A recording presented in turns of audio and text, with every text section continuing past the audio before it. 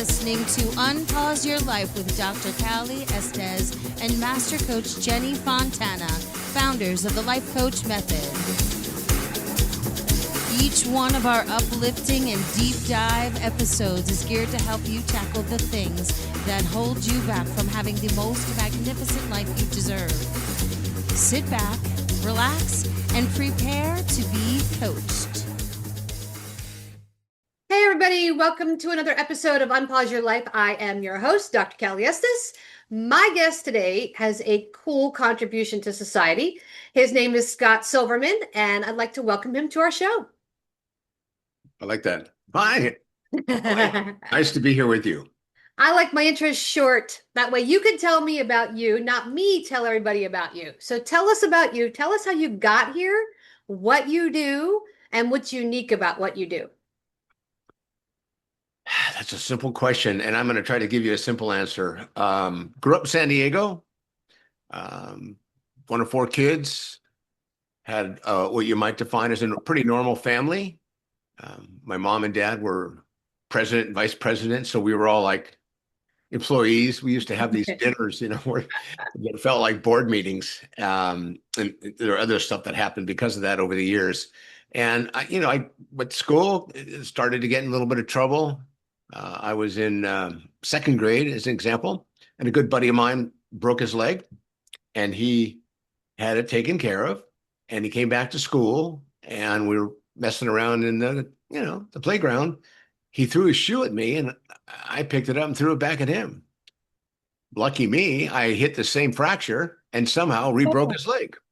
Oh. So that was my first trip to the principal's office. So I had unsolicited attention at a very young age and a very, very small attention span. So in the classroom, I was always getting the teacher's attention because I was bored and I would do things that got the teacher's attention. Anyway, so moving forward, that continued, unfortunately. And eventually I found myself involved with drinking at a young age. I used to ride my bike up to the fraternity and because it was close to my home. And I didn't like to wait in line for beer. So I put on a white shirt and a tie. I think I was 15, and I'd go into 7-Eleven. And those days they were selling booze. And I'd buy this little half pint of Southern Comfort because it fit perfectly in my back pocket. And I'd go right into the party because I didn't have to wait in line for beer. So I found an easy way to kind of anesthetize myself at a very young age. And I was a pretty good manipulator. And things, unfortunately, continued to get worse for me. And I got involved with other drugs. And basically, fast forwarding that, I crashed and burned when I was 30. And I was on a business trip in New York. And I had a week of blackouts. And eventually, that last day in New York, I decided at a business meeting that it was probably time for me to step out and end my life. And I was in this guy's office and I was sweating from my week of drinking. And I got on the ledge. The window was open because it was hot, and the 44th floor in Manhattan. And people said, "How do you remember that?" I said, "Well, because I put it in my first book and it's still there." And I was on the ledge and I was ready to move out and just fly, knowing that I wouldn't have to explain to my wife, I wouldn't have to explain to my family, I wouldn't have to explain to my coworkers that what had happened. I'd been in New York a week and I was in charge of a group of 14 people, and I had made a meeting all week and nobody knew where I was. And I knew that was going to cause a stroke. And again, I don't know if I mentioned, but I was in a family business. So in that family business, I had a pretty impressive role, but also a lot of responsibility as the next generation that hopefully was going to take over one day. And that never really panned out. So I'm sitting there, the guy walks in his office, "What are you doing?" And I said, "I'm just getting some air." He goes, "Come on, man, you got to fall out that window. We don't have screens on windows here in New York like you do in California. Mosquitoes won't come up this high." And I took a deep breath and I stepped in I go, "I'll be right out." And I got on the phone. I started crying. I called my wife, and it was early, woke her, said, "I'm ready for help." And that night I flew home, talked to my family, and the next day I went into treatment. And that was the 11th of November, 1984. My sobriety date's the 13th because I was on medication. So I have had continuous sobriety since November the 13th, 1984.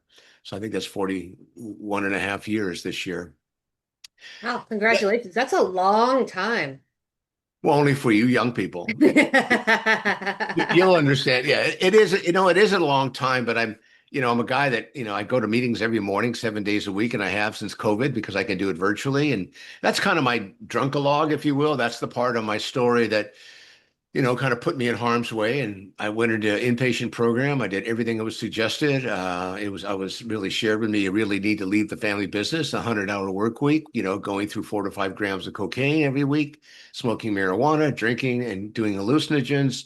You're probably not going to live much longer if you don't get help. So I got the help and I listened. Everybody took suggestions and my whole life changed. So from 1985 on, everything was different. And I got into volunteering and that was exciting. And because I was in a family that was very altruistic. We do food drives and clothing drives, but I was always kind of under the shadow of the family. Good parents, solid siblings. And I only say that because when you hear people talk about the kind of history I've had, usually it's because there's practicing addicts or alcoholics that are leading the family. And I did not have that in mind. So as a black sheep, I got labeled. I kind of carry that as a moniker because I kind of carved my own path, and I continue to do that today at age 72, carving my own path. And it's exciting to be here with you because I checked our LinkedIn, and I actually sent you a message. I think it was 2015 because I've been watching your work for so long. So it's really an honor to be here today and sharing my story with you. So that's kind of that part of it. And I can go into more detail, but I thought I'll throw it back to you and see what else you want to know. And I can talk about my current present, what I'm doing and how I'm doing it and things I've done. What do you want me? You want me to go there with that? Would you like I've got a couple questions. So what was your role in the family business? What was your title? Like, what were you doing? I was the executive. Well, I was actually an assistant manager until I was 17, and I started at age 3. Then I became an executive vice president. My job was operations and marketing. And that's it was a clothing store, women's clothing store. So I really wasn't that, hung up on the clothing. I liked the customer service. I loved the transactional part of it.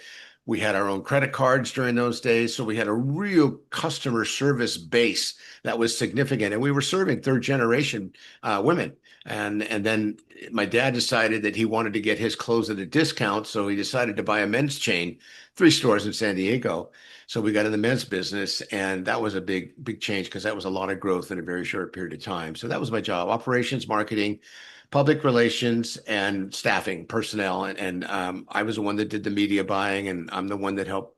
I was a cheerleader at our biannual meetings and troubleshooted and did a lot of the training. So when you decided to get sober, because that's a lot of responsibility. It's a family company. It's not just a job. You're responsible to the family for the family income. So that's a lot of weight on one person.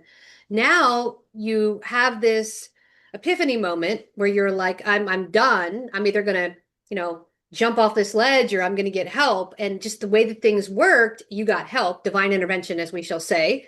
And now you're sober. What do you do next? Where do you go for work? How do you get back in the family business? Do you start a coaching company? What do you do next? Well, it was suggested I leave the family business because of the stress that I was under and that I couldn't really do it in moderation. And my family agreed and supported it. So, and they were bringing somebody else from the outside in, which I was not really getting along with them because I was the number one son and I was supposed to take over. And then my sisters got married, and then their significant others came into the business. So it became a little bit of a cluster. So I had no idea, to be honest. I had 2 years, 1 year in state disability, and 1 year I took my small little profit pension plan after I paid off my treatment because I only covered 50% of it, and I was inpatient for a month. And I started volunteering. And I volunteered at the treatment center for 4 years. And then I got offered a job to do the marketing for their alcohol and drug treatment program, which I turned down because it was a lot of paperwork. And during that period of time, I was also volunteering. This is one of my favorite stories, so I'll share it with you, at a place called St. Vincent de Paul, which is one of the largest social service providers in San Diego. And I, got up every year at, the Jewish community, they asked us to serve on Sunday because everybody else was in church. So that made sense. So they said, we'd like every family to come down and volunteer. So I went down one Sunday and I had such a good time. We had almost 800 people we were serving breakfast to at 5:30 in the morning on a Sunday. And I did that for about 3 months. And the head of volunteers comes up to me and she says, most people come here for a Sunday and that's it. We don't see them again for another year. What motivated you to stay here? And she said, more importantly, how is it you know half our clients? You know? And so I answered the first part with I really love doing service work, and I'd been doing it in my own recovery. She says, "Oh, so you're in recovery, which is how you know a lot of these people." I said, "And we have a common language. You know, just like doctors have a common language, bus drivers have a common language, you know, young people like yourself have a common language." And I grew that. And then after about a year, I started to wonder why so many people kept coming back, and then realizing people in the social service world. Well, let me do it this way because I don't want to disclose the end of the story. I started working with a couple of men who I saw regularly. I said, why are you coming back every week? What's going on? He goes, I can't get a job. I said, well, if I helped you get a job, would you be willing to do what it took?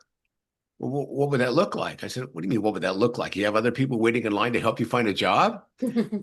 How about I'll work with you and we'll see what we can do. So, you know, we went into the restroom and we looked in the mirror and I said, what do you see? You know, he was scruffy and hair was, you know, and clothes were. I said, what do you think people think of you when you go to a potential interview looking like that? He goes, you know, it's funny because I went on 2 last week and I couldn't even get past first base. So we talked about image changing and I set him up at Barber College. I took him over to the Goodwill, showed him how to get some nice clothes. I said, let's get you a white shirt because that's easy.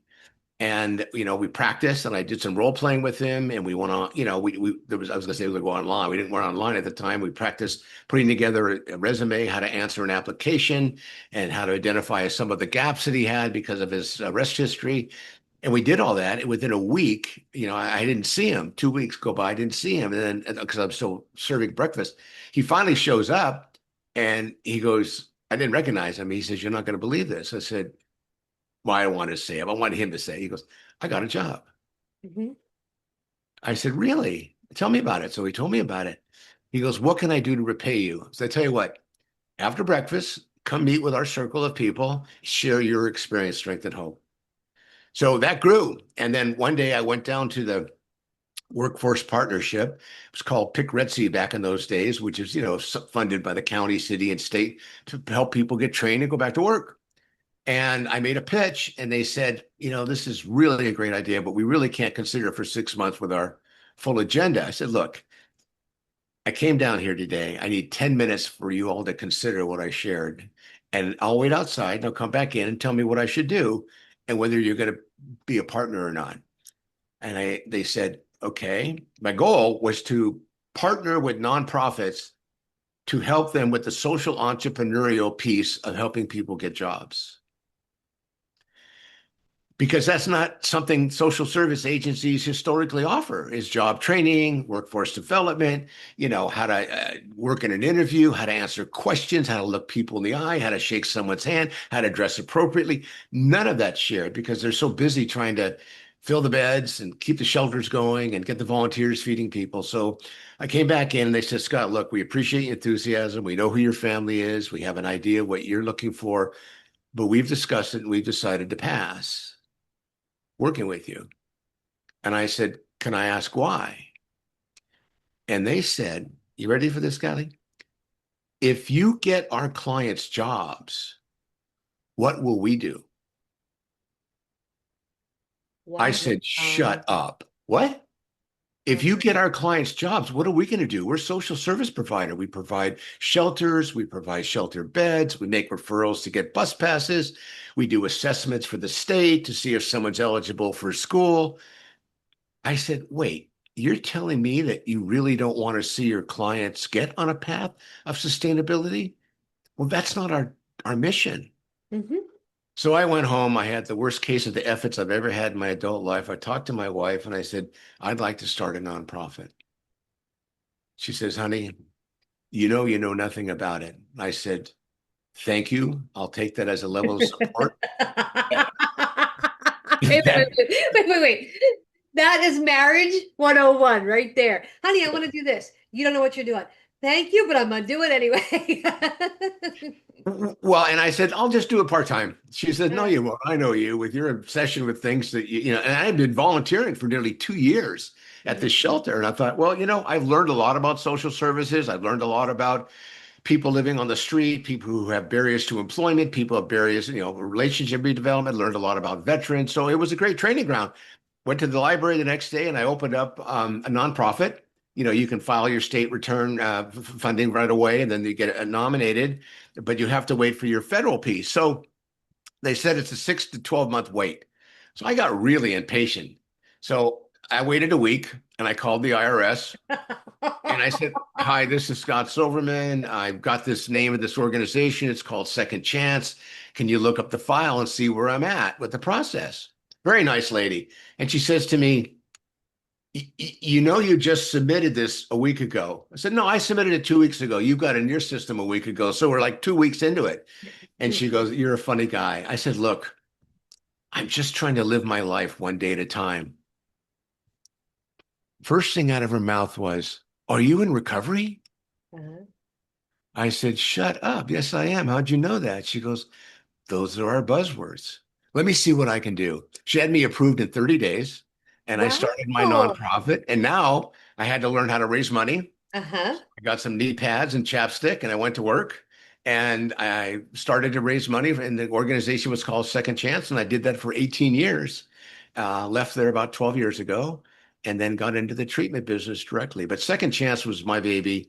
And I wrote my first book during that period of time called Tell Me No, I Dare You. And it was all about the no's I got. And people go, well, how'd you learn about no? I said, well, I've been married a long time. No was easy. I got used to no. And I find that no is an answer that you can negotiate with versus someone saying, I'm not sure what to do. So I wrote a book about it, in 2008 and 9, and then it was re-edited back in 2011. And that was my story of my journey and the people I serve. And it's my journey of helping others is just only amplified over the years. And now I work with veterans, run Confidential Recovery and Veterans Navigation Center, working with veterans. And it's a certified organization by the state of California, and we take insurance. It's not what I wanted to do, but to be honest, I was tired of going to funerals. Mm-hmm. And, COVID hit, and it's like I'm going to virtual funerals now. And so, and I've been somewhat of an interventionist most of this time, and I got really good at it. And now that I had a treatment center, I could get somebody in immediately without a lot of barriers. And many times, we do a lot of scholarships and have over the years. And I just wanted to help save lives doing it my way. And I'm not a clinician, not a doctor. And I just a guy with lived experience who has a pretty good sense on what the family should and could do to help the loved one who's suffering. And the simple version of that is stop trying to help. Yeah. You don't have the tools. I mean, if your child breaks a leg, you don't go on YouTube. You take them to the ER Mm-hmm. and they take x-rays and they set the leg. So, and you bring them to experts. And that's what I like to think of myself now as a subject matter expert around helping families navigate as a crisis coach and as a family navigator, as an interventionist. And along the way, I was acknowledged as a CNN hero back in 2008 for I my was going to ask you about that. Tell me about this, because this is a very interesting award and very rare. So tell me about this. I'll tell you, it was an interesting time for me because they were just starting the program. I think this was the second year they had it, and they were only picking one person a week. And the applications go in, and I got called. They said, we got an application from so and so. Can you tell me who? Not yet. We want to keep it confidential until we vetted you. And they vetted me, and they had 7,400 submissions. Wow. And they honed it down to 100, and I was one of the 100. And they called me, and it's looking at my phone, and I'm CNN. Oh my God, is it possible? And then they said, look, we want to let you know you're one of the top 100 out of 7,400 submissions. And we wanted to make sure you're going to be okay with coming back to New York. And we still have more vetting to do. And we're going to hone this down to 3 winners. So I said, what's your timeline? They said, well, we hope to have an answer in 2 weeks. So I'm just sweating bullets and the phone rang and it was CNN. And I just closed my eyes and said, God, if it's meant to be, it's meant to be. If not, I got to figure out a way to deal with it. Say, Scott, you know what? Unbelievable background check. what a background you have, and we checked it. And they even found out that I was in treatment in Oh, 80. wow. Well, Yeah. there you go for the HIPAA laws. Yeah. And they have attorneys that do it. And they said, unfortunately, you were not chosen as one of the three.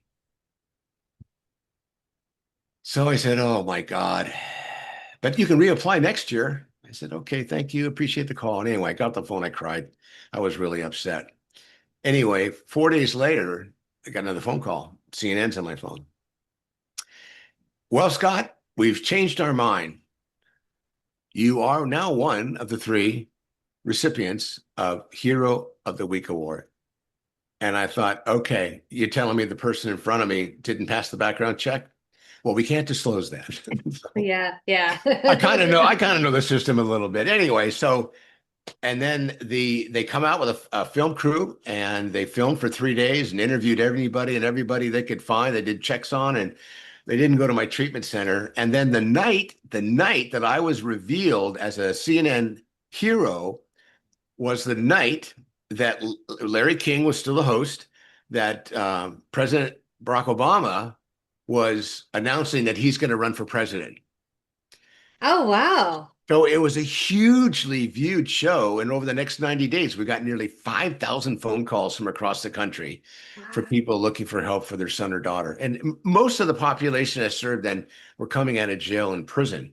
So I became a prison reentry expert and still am to this day, one of 200 in the country who worked with people and helped them. My niche was to help them get the job. And I provided an address through housing because you need an address to get a job and you need a job to keep an address. And if somebody had a substance use disorder, we would refer them out to one of our community partners. So I really got a chance to work with some awesome people, and 60% of my staff were on parole or off parole. And if you had county money, they made you do background checks. So we had private money the first 10 years of the organization because I wanted to be able to hire anybody.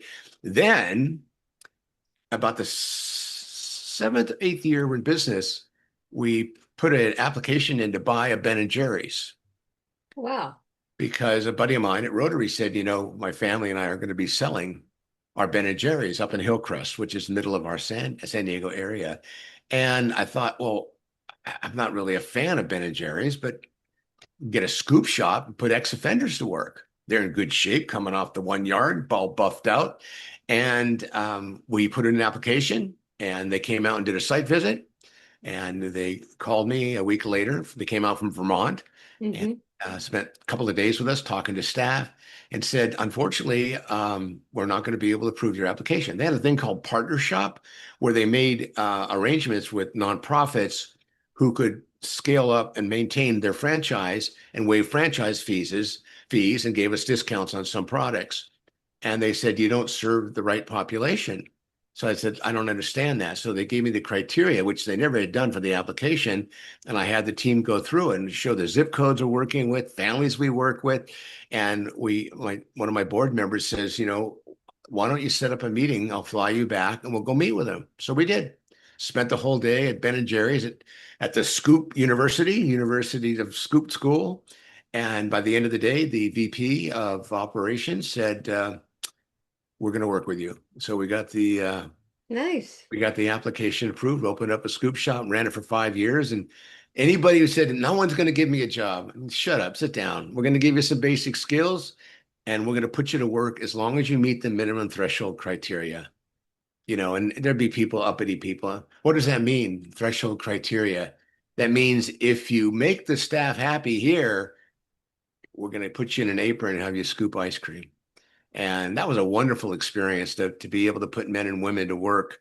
We had our own, outlet now. We had our own enterprise that could help build sustainability.